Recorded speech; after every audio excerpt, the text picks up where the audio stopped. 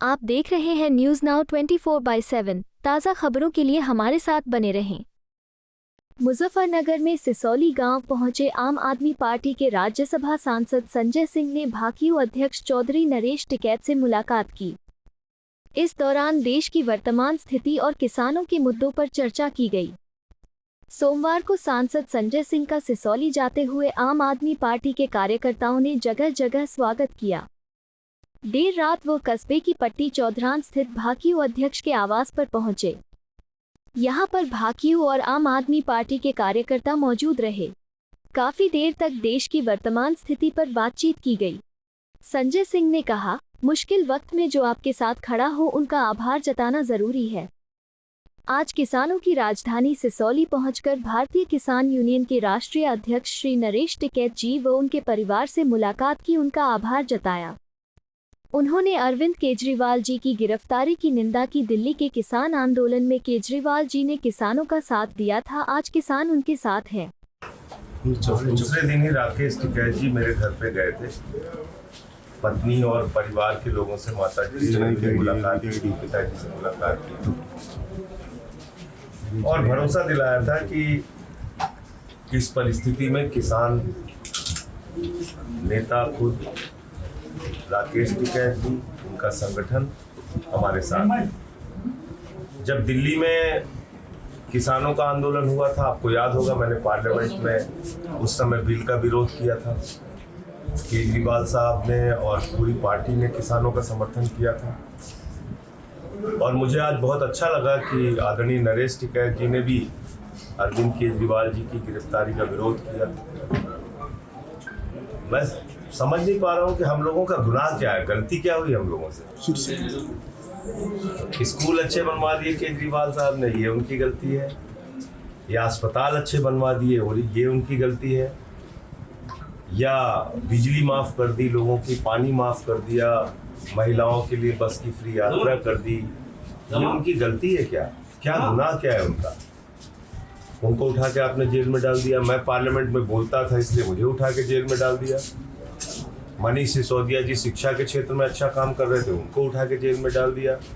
सत्येंद्र जैन जी मोहल्ला क्लिनिक का मॉडल लेके आए, उनको उठा के जेल में डाल दिया। मतलब करना क्या चाहते हैं आप कैसे देश को चलाना चाहते हैं? तीनों काले कानून के खिलाफ हमारे किसान भाई 1 साल तक सड़क पर बैठे रहे, आपको दया नहीं आई? 750 किसानों ने अपनी शहादत दे दी। आज तक उनको एमएसपी की गारंटी जो आपने कहा था कि 50% बढ़ाकर मुनाफा देंगे, आज तक आप नहीं कर पाए। स्वामीनाथन आयोग की रिपोर्ट लागू नहीं कर पाए। आप क्या कर रहे हैं देश के लोगों के साथ? अभी आपने गोलियां चलवाई हरियाणा पंजाब बॉर्डर पे, वहां एक किसान शहीद हो गया। तो ये ठीक नहीं है और इसलिए हम लोगों ने तय किया है कि भाई हम तो लड़ेंगे इनसे, हम इनसे संघर्ष करेंगे और भारत के लोकतंत्र को बचाने के लिए, संविधान को बचाने के लिए। आपने देखा अयोध्या के सांसद लल्लू सिंह कह रहे हैं संविधान बदलना है। अनंत हेगड़े, इनके पूर्व केंद्रीय मंत्री, कह रहे हैं संविधान बदलना है। ज्योति मिर्धा जी कह रही हैं संविधान बदलना है। अरुण गोविल जी का बयान आया संविधान बदलना। आप संविधान बदलना चाहते हैं देश का, जो बहुत मुश्किल से बना, जिसमें देश के शोषित, वंचित, पिछड़े, दलित वर्ग के लोगों को आरक्षण की व्यवस्था है। आप चुनाव ही खत्म कर देंगे इस देश में। तो इसलिए ये चुनाव बहुत महत्वपूर्ण है 2024 का।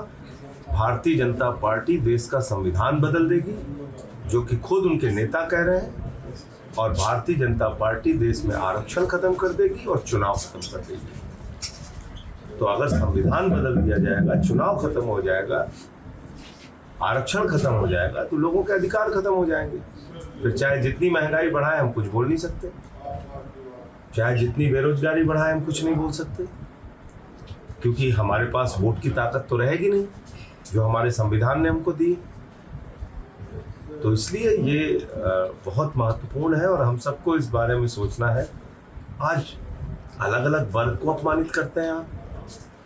इनके एक नेता हैं, वो क्षत्रिय समाज के लोगों के बारे में टिप्पणी कर रहे हैं, उनकी बहू बेटियों के बारे में टिप्पणी कर रहे हैं। ये क्या है? आप बहू बेटियों के बारे में टिप्पणी कर रहे हैं क्षत्रिय समाज के। इतना आपका अहंकार और इतनी तानाशाही आपके दिमाग पे सवार हो गई है। तो मैं जो केंद्रीय मंत्री रूपाला जी ने जो बयान दिया है क्षत्रिय समाज को लेकर और उनके बहू बेटियों को लेकर, मैं सावधान करना चाहता हूँ पूरी की पूरी भारतीय जनता पार्टी को। इस प्रकार की भाषा कतई बर्दाश्त नहीं की जाएगी और सूद समेत इसका जवाब दिया जाएगा। ये काम मत कीजिए, आप समाज को अपमानित करने का काम मत कीजिए। मुझे इतनी बात कहनी थी और आज मैं आया हूँ सिसौली और अभी महात्मा टिकैत जी को अपनी श्रद्धांजलि भी अर्पित करूँगा। मुलाकात सांसद जी, आप जेल में गए थे मुख्यमंत्री से मिलने, आपको मिलने नहीं दिया। हाँ, ये भी एक तानाशाही है। आज आप सोचिए कि बड़े बड़े खूंखार अपराधियों को भी सामान्य कैदी की जो सुविधाएं हैं वो मिलती हैं। दिल्ली के 3 बार के निर्वाचित मुख्यमंत्री को उनकी पत्नी से शीशे के आर पार बातचीत करने की इजाजत है, सामने बैठ के मुलाकात नहीं कर सकते। पंजाब के मुख्यमंत्री आज गए, उनको भी शीशे के आर पार देखने की इजाजत थी, सामने बैठ के मुलाकात की इजाजत नहीं थी। एक राज्य के मुख्यमंत्री, मैं तो पूछ रहा हूँ तिहाड़ के प्रशासन के इतिहास में आप बताइए कब ऐसा हुआ है कि एक राज्य के निर्वाचित मुख्यमंत्री को दूसरे राज्य के निर्वाचित मुख्यमंत्री से खूंखार अपराधियों को भी जो अधिकार है वो अधिकार उनको नहीं दिए गए और इस तरीके से उनकी मुलाकात कराई जा रही है।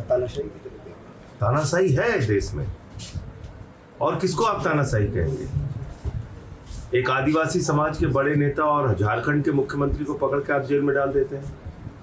लोगों के बीच में सबसे लोकप्रिय मुख्यमंत्री अरविंद केजरीवाल को आप पकड़ के जेल में डाल देते हैं। संसद में हम लोग सवाल उठाते थे, हमको पकड़ के जेल में डाल दिया। सिसोदिया को, सत्येंद्र जैन को, कितने नाम बताऊं आप। ईडी ने 8000 छापेमारी की है, मात्र 0.5% उनका कन्विक्शन रेट है, यानी कि मात्र 0.5% लोगों पे अपराध सिद्ध कर पाए वो। क्या अप्रैल महीने में जांच एजेंसियों का मतलब मजाक बना रखा है, खुलेआम आप दुरुपयोग कर रहे हैं। जांच एजेंसियां ऐसे बन गई हैं कि जैसे किसी के खिलाफ भी मुकदमे लिखो, उसको जेल में डालो, उनकी पार्टी तोड़ो, यही कर रहे हैं। अरविंद केजरीवाल जी को राहत मिलने की उम्मीद है कोई इस महीने? अरविंद केजरीवाल, माननीय सर्वोच्च न्यायालय में मामला है, मुझे पूरी उम्मीद है कि उनको न्याय वहां से मिलेगा और उनके खिलाफ कोई सबूत नहीं है। 12 बयान एक आदमी का लिया गया, 10 बयान में उसने केजरीवाल का नाम नहीं लिया, अंतिम 2 बयान में लिया शरद रेड्डी ने और उसको जमानत मिल गई। बाप बेटे राघव रेड्डी और मंगुंटा रेड्डी ने 10 बयान दिए, 8 बयान में केजरीवाल का नाम नहीं लिया, अंतिम 2 में लिया, उनको जमानत मिल गई। ईडी भी रिपोर्ट भेजने में देरी कर रही है। इसलिए जो शरद रेड्डी है उसने तो 60 करोड़ रुपए दिया रिश्वत बीजेपी को। जो शराब के घोटाले का किंगपिन जिसको ईडी ने कहा, उसने 60 करोड़ रुपए बीजेपी को रिश्वत दी, साफ तौर पे दिख रहा है। तो इसको क्या कहेंगे आप? इस माहौल में भी दावा है 400 पार का। देखिए, वो तो 600 पार भी कह सकते हैं। अखंड भारत से उनकी सीटें आ सकती हैं, कुछ पाकिस्तान से, कुछ बांग्लादेश से, कुछ श्रीलंका से, कुछ अफगानिस्तान से, कहीं से भी सीटें। तो अगर 400 पार है तो ये क्यों कर रहे हैं? आप इतने दिन से पत्रकारिता कर रहे हैं, बहुत सारे नेताओं को आपने देखा होगा, जो चुनाव जीत रहा होता है वो झगड़ा करता है। आप बताइए मुझे, ये काम कौन करता है? जो चुनाव हार रहा होता है। चुनाव जीतने वाला नेता कभी भी फर्जी गिरफ्तारियां नहीं करता, बेबुनियाद आरोप लगा के अपने विपक्षियों को खत्म नहीं करता, अपनी सबसे बड़ी अपोजिशन पार्टी को उसका खाता सीज नहीं करता कांग्रेस पार्टी को। ये तो साफ तौर पे दिख रहा है। कल और हमने अखिलेश यादव जी से मुलाकात भी की थी अभी 2-3 दिन पहले, और हमने आश्वस्त किया है कि जहाँ भी इंडिया गठबंधन के प्रत्याशी हैं, कांग्रेस के, सपा के, इंडिया गठबंधन के लोगों को हम लोग सपोर्ट भी करेंगे। कल बसपा सुप्रीमो मुजफ्फरनगर आई तो उन लोगों की पश्चिमी उत्तर प्रदेश को अलग राज्य बनाएंगे। बसपा सुप्रीमो, मैं उन पर कोई प्रतिक्रिया नहीं दूंगा। वो इतना ही कह सकता हूँ कि पूरी तरह से वो भारतीय जनता पार्टी के कहने पर उनका पूरा संगठन काम कर रहा है। अच्छा, पहले चरण की वोटिंग है 19 तारीख को, लेकिन आप पार्टी का अभी कोई बड़ा मूवमेंट पश्चिम उत्तर प्रदेश में? मैं तो अभी जिस दिन से जेल से निकला हूँ एक भी दिन शांति से नहीं बैठा हूँ। लगातार अपनी पार्टी के लिए प्रेस कॉन्फ्रेंस करना, कार्यकर्ताओं से मिलना, लगातार काम में जुटा हुआ है। जैसे ही खाली हुआ सबसे पहले यहाँ पे आया हूँ और अन्नदाताओं के, किसानों के सबसे बड़े नेता के घर पे आया हूँ महात्मा जी को श्रद्धांजलि देने के लिए। और जो दो हमारे बड़े नेता किसानों के हैं पूरे देश में, जिनकी अपनी पहचान है, वो नरेश टिकैत जी, राकेश टिकैत जी, उनसे मुलाकात करने के लिए और आभार व्यक्त करने के लिए आया हूँ। किसी नेता क्योंकि सबको इस समय अपने मुद्दों के बारे में सोचना पड़ेगा, चाहे वो किसान हो, चाहे वो नौजवान हो। महंगाई का सवाल, बेरोजगारी का सवाल, किसानी का सवाल, सब लोग सोच के वोट दें लोकतंत्र में। आपको यह वीडियो पसंद आया हो तो इसे लाइक करें, हमारे चैनल को सब्सक्राइब करें।